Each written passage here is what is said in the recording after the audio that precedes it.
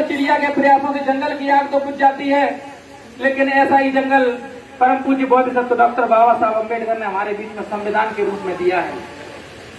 संविधान के रूप में हमें जंगल दिया है। आज कुछ लोग उस संविधान को खत्म करने का काम कर रहे हैं। बाबा साहब ने हमें धन रूपी वृक्ष दिया। आज हम लोग शिक्षा पाकर के धन कमाने लगे, ऊंची ऊंची कोटियां बना ली और बड़े गर्व से कहते हैं कि मेरा बेटा आईएएस है, मेरा बेटा एक कलेक्टर है, मेरा बेटा एक चपरासी है, मेरा एक बेटा ऐसा ही है, मेरा बेटा एक पुलिस में लग गया है। बाबा साहब की बदौलत हमें नौकरियां प्राप्त हुई।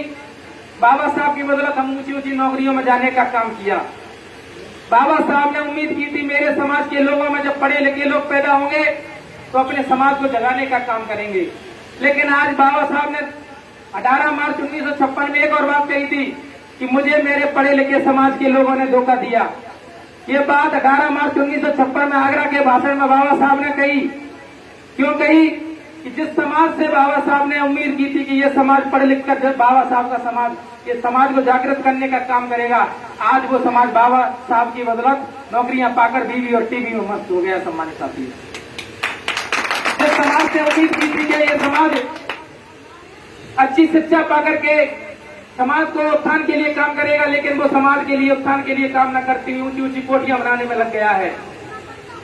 सम्मानित साथियों, 26 जनवरी 1950 को जब डॉक्टर बाबा साहब अम्बेडकर पार्लियामेंट से निकल रहे थे तो बाबा साहब के चेहरे पर एक अजीब सी खुशी थी।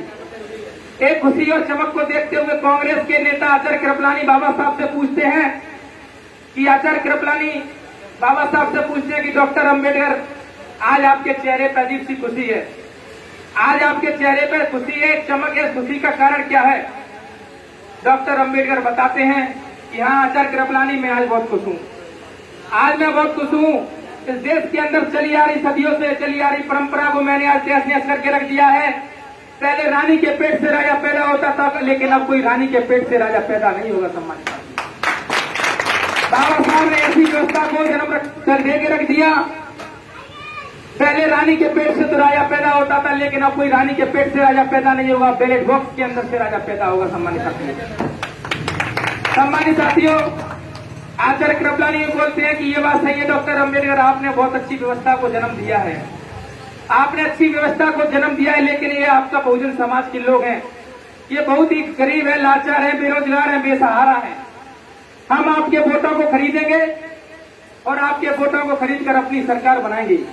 आपके वोटों को खरीदकर हम अपनी सरकार बनाएंगे और आपके लोगों पर हुकूमत करने का काम करेंगे। बाबा साहब भी जवाब देते हैं आचार्य कृपलानी के जवाब में, ये बात सही है कि मेरा समाज गरीब है, लाचार है, लेकिन जिस दिन मेरा बहुजन समाज वोट की कीमत को समझ जाएगा उस दिन तुमसे बड़ा भिखारी पूरी दुनिया के अंदर नजर नहीं आएगा। आज हम लोग चुनावी दौरे में कोई 1000 रुपए में, कोई 500 रुपए में, कोई दारू में, कोई सिगरेट में, कोई बीड़ी में, कोई वैसे ही व्यवहार में अपने वोट को बेचने का काम कर देते हैं।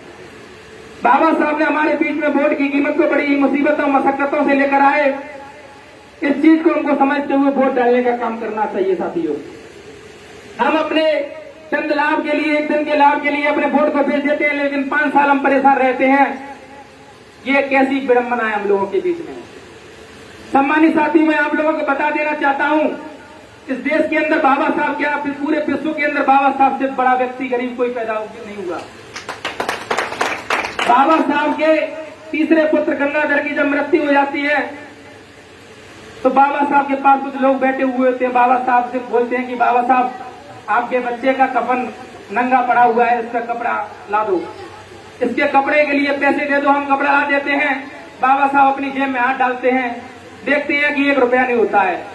बाबा साहब की पत्नी रामाबाई इस चीज को समझ जाती है कि उनके पास कोई पैसा नहीं है। माता रामाबाई इस चीज को समझ जाती है कि डॉक्टर बाबा साहब अम्बेडकर के पास कोई पैसा नहीं है, और माता रामाबाई अपने साड़ी के पल्लू में से थोड़ा सा पल्लू फाड़ के उस कफन पर डालने का काम करती है। सम्मान करती है। मेरा मसीहा इस गरीबी में दिया। मैं इस घटना को इसीलिए बता रहा हूं कि बाबा साहब ने आज हमारे बीच में, आज मैं एक शर्ट पहना हूं, पैंट पहना हूं, आप लोग भी सभी लोग कपड़ों में हैं। हमारे मसीहा की संतानें गरीबी में जिए, गरीबी में ही मर गई। उनकी पत्नी बीमारी के कारण मर गई, 4 बच्चे बीमारी के कारण मर गए। आज हमारे बीच में सारी सुख सुविधाएं जो भी हैं, ये सब बाबा साहब की बदौलत है। बाबा साहब की बदौलत हमको सब कुछ अधिकार मिले हैं, लेकिन आज वो अधिकार हमारे आंखों के सामने छिनते जा रहे हैं। इसे बचाने का काम कौन करेगा? हम दूसरों के घर में भगत सिंह पैदा होते हुए देखना चाहते हैं। इस मूवमेंट को बचाने के लिए कौन निकलेगा? इस मूवमेंट के लिए काम करने के लिए किसको आना पड़ेगा? सम्मानित साथियों, आज हमारे बीच में बहुजन समाज पार्टी के जॉइंट कोऑर्डिनेटर बैठे हुए हैं, डॉक्टर विद्याराम कौशल जी बैठे हुए हैं। मैं आप लोगों से 4 सवाल कहना चाहूंगा। आज हमारे बीच में बहुजन समाज पार्टी के मुखिया बैठे हुए हैं। हो सकता है कल आपके बीच में कांग्रेस के लोग भी आएंगे, हो सकता है कल आपके बीच में भारतीय जनता पार्टी के लोग भी आएंगे। आप लोग उन लोगों से सिर्फ 4 सवाल पूछने का काम करना है। कौन से 4 सवाल पूछना है? जब देश के अंदर रोहित वेमुला को मार दिया गया तो संसद के अंदर आवाज उठाने का काम किसने किया? जब सहारनपुर में हिंसा हुई, दलितों को घरों से मारा पीटा गया तो देश के अंदर संसद के अंदर आवाज उठाने का काम किसने किया? जब देश के अंदर गुजरात के अंदर ऊना कांड हुआ तो देश के संसद के अंदर आवाज उठाने का काम किसने किया? जब देश के अंदर सबसे बड़ा दंगा 2 अप्रैल का दंगा हुआ, जिसमें हमारे दलित भाइयों के ऊपर झूठे मुकदमे लादे गए, तो संसद के अंदर आवाज उठाने का काम किसने किया? ये 4 प्रश्न आप लोगों को भारतीय जनता पार्टी और कांग्रेस के लोगों से पूछने का काम करना है। ये 4 प्रश्न आप लोगों को क्यों पूछना है? क्योंकि भारतीय जनता पार्टी के नेताओं चाहे कांग्रेस पार्टी के नेताओं, इन दोनों ही पार्टियों ने धोखाबाजी का काम किया है, दलितों के साथ छलावा करने का काम किया है। इन दोनों ही पार्टी के लोगों ने कोई भी संसद के अंदर आवाज उठाने का काम नहीं किया। जब परम आदरणीय बहन कुमारी मायावती जी ने संसद में इन घटनाओं को उठाने का काम किया तो परम आदरणीय बहन कुमारी मायावती जी को संसद के अंदर बोलने नहीं दिया गया। आदरणीय बहन कुमारी मायावती जी को संसद के अंदर बोलने नहीं दिया गया तो परम आदरणीय बहन कुमारी मायावती जी ने कहा कि मैं जिस बहुजन समाज से ताल्लुक रखती हूँ, मैं जिस बहुजन समाज से आती हूँ, अगर मुझे इस अधिकारों के लिए बोलने के लिए नहीं दिया जाएगा तो मैं लात मारती हूँ सदन से, इस्तीफा देती हूँ आज इस सदन से। सम्मानित साथियों, आज आप देख रहे हैं कि आदरणीय बहन कुमारी मायावती जी ने राज्यसभा से इस्तीफा दे दिया, लेकिन इसी राज्यसभा के पद में आप लोगों ने देखा होगा कि अभी सरकारें गिरा दी। चंद लालच के लिए लोगों ने सरकारें गिरा दी। 35-35, 40-40 करोड़ रुपए में अपने विधायक खरीदने का काम किया। कुछ लोगों को तो मंत्री बना दिया। मैं आप लोगों से कहना चाहता हूं, मैं शिवराज सिंह मुख्यमंत्री जी से भी कहना चाहता हूं, चाहे आप मुख्यमंत्री बना दो चाहे मंत्री बना दो, ये जनता रुकने वाली नहीं है। ये आप लोगों को जवाब देने का काम करेगी इस चुनाव में। सम्मानित साथियों, बातें तो बहुत है, आदरणीय प्रभारी जी की तरफ से निर्देश भी हो चुका है, तो बाकी की बातें आप लोगों के बीच में विस्तार से वो ही रखेंगे।